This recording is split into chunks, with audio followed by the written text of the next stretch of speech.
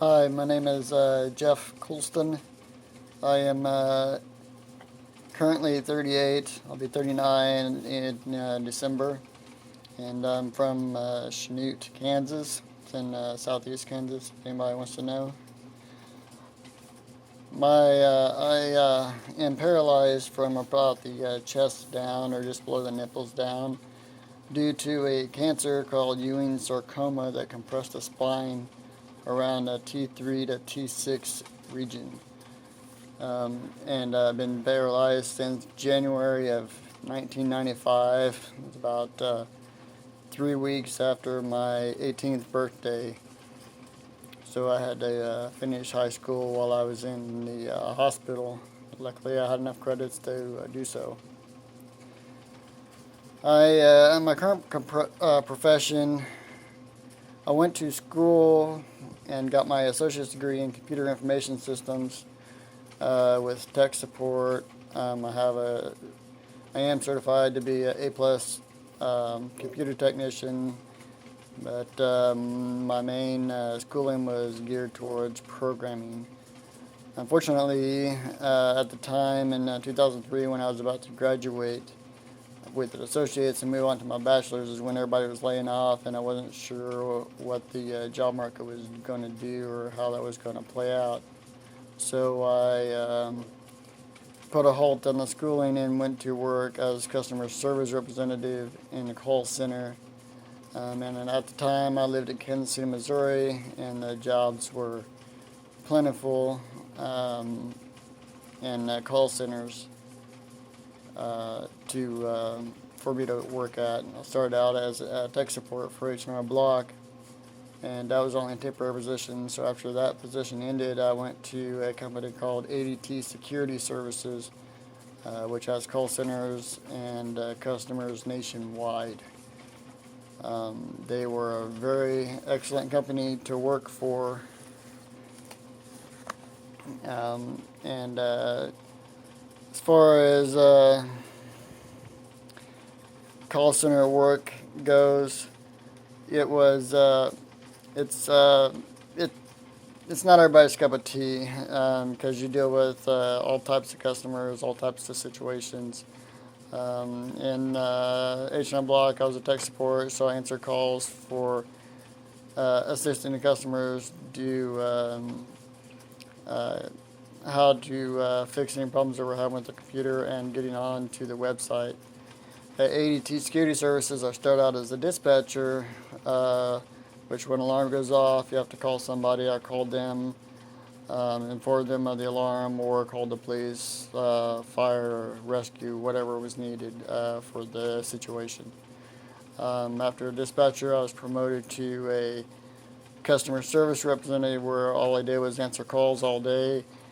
In call centers, at ADT, I was taking anywhere from 25 to 30 calls per hour. That is quite a lot, but it just depends on what type of call you're taking and what the job entails. I also did data entry, which you would take some alarm calls, update the information as needed, and when you needed to, you would update the account information when that was needed as well. So, and when we got new accounts in, I became the data entry person for the new accounts. I do, however, if you can find a call center in your area, would recommend doing that if you are able to get into one. There are more and more call centers opening up all the time, and the great thing is today there are lots of new companies. Well, the bigger companies are hiring more and more people that work from home legitimately. Alpine Access is one that I know off the top of my head. They pay anywhere from $9 and up. It just depends on what type of work you're doing. Call center work can be anything from sales and marketing, data entry, order taking, you name it, they got a call center for it. And like I said, it can be it's not everybody's cup of tea because of the type of situation you can be put in. But the reason I did that, like I said, is because um, it was a good fit for me at the time, and it really I just like the environment for myself, because most companies will work with you whether you need extra time during breaks or whatever. ADT did, and they were great. I know the call center I worked for in Michigan, Fifth Third Bank, they gave me extra time for breaks and all things like that.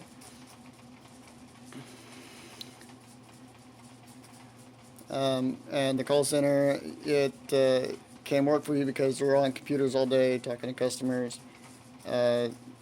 It doesn't really require too much other than sitting for long periods of time on the phone. So that would be a good fit for anybody that's in a wheelchair. At ADT, they actually brought in special equipment for somebody that was legally blind to help them read the screen and things like that. So it just would be a good fit for anybody. And like I said, if you would want to work at a home, there are companies that allow you to do that. Their policies are real strict. I, however, am not currently employed because I had to move back with my family due to their personal health issues. And where I live, it's 90% manufacturing, fast food, and there's not a whole lot of jobs around here. And unfortunately, I live out in the country, and I only get satellite internet, so that is against the home, the people that hire from homes policies and strict guidelines. I am going to go back to school eventually to get my bachelor's degree, maybe further on up to get my better education, and then it'll be easier for me to get a job in this particular area. When I'm able to move, however, I plan on moving back to a bigger city like Kansas City to get get a better job, unless I am able to open up my own business. For somebody that's looking to get a job with a SCI injury of any sort, I would recommend getting as much education as you can in whatever field that interests you. That would make it a lot easier to get a job.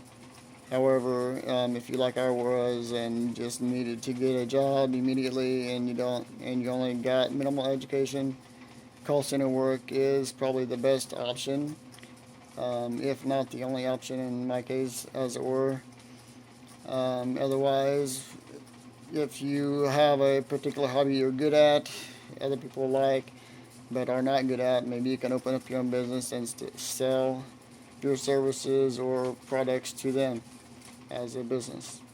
I hope this helps. This is my very first video on anything really, so I hope you enjoy it, and I wish everybody good luck on their adventures in the future.